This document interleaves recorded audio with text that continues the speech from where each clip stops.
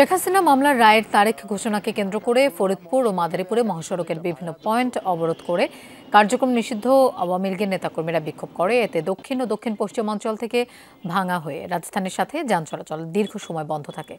দেশের অন্য হাইওয়েগুলোতে দুপুর পর্যন্ত স্বাভাবিক সময়ের তুলনায় যান চলাচল ছিল কম। এদিকে কড়া নিরাপত্তার মধ্যেও রাত থেকে ভোর পর্যন্ত কয়েক জেলায় নাশকতা হয়েছে।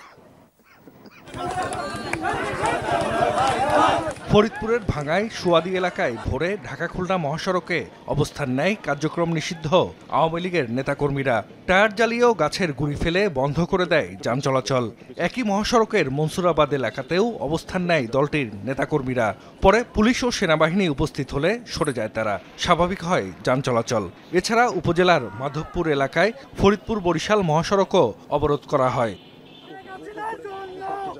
ঢাকা-ভাঙ্গা এক্সপ্রেসওয়ের মাদারীপুর অংশের কুতুবপুর, দত্তপাড়া, ভাঙ্গার পুলিয়া ও শরীয়তপুরের নাওডোবা অংশে গাছ ফেলে ও টায়ার জ্বালিয়ে অবরোধ করে কার্যক্রম নিষিদ্ধ দলটির নেতাকর্মীরা। বন্ধ হয়ে যায় যানবাহন চলাচল। পরে স্থানীয় বিএনপি নেতাকর্মীরা ঘটনাস্থলে গিয়ে ব্যারিকেড তুলে দিলে স্বাভাবিক হয় যান চলাচল। নাওডোবা এলাকায় একটি ট্রাকেও আগুন দেয়া হয়। ঢাকা টাঙ্গাইল ও ঢাকা চট্টগ্রাম মহাসড়কে দুপুর পর্যন্ত স্বাভাবিক সময়ের তুলনায় যান চলাচল ছিল কম, তবে কোথাও যান চলাচলে বাধা দেওয়ার খবর পাওয়া যায়নি। বিভিন্ন জেলার পরিবহন মালিক শ্রমিকরা জানিয়েছেন, যাত্রী কম থাকায় ঢাকা রুটে বাসও ছেড়েছে কম। নাশকতামূলক কর্মকাণ্ড ঠেকাতে মহাসড়কগুলোর বিভিন্ন পয়েন্টে মোতায়েন রয়েছে পুলিশ। এদিকে কড়া নিরাপত্তার মধ্যেও কয়েক জেলায় নাশকতা হয়েছে। গোপালগঞ্জে গণপূর্ত অফিসে কয়েকটি পেট্রোল বোমা নিক্ষেপ করে দুর্বৃত্তরা। এ সময় অফিসের ভেতরে থাকা একটি গাড়িতে আগুন ধরে যায়। এছাড়া গ্রামীণ ব্যাংকের উলপুর শাখায়ও পেট্রোল বোমা ছোড়া হয়।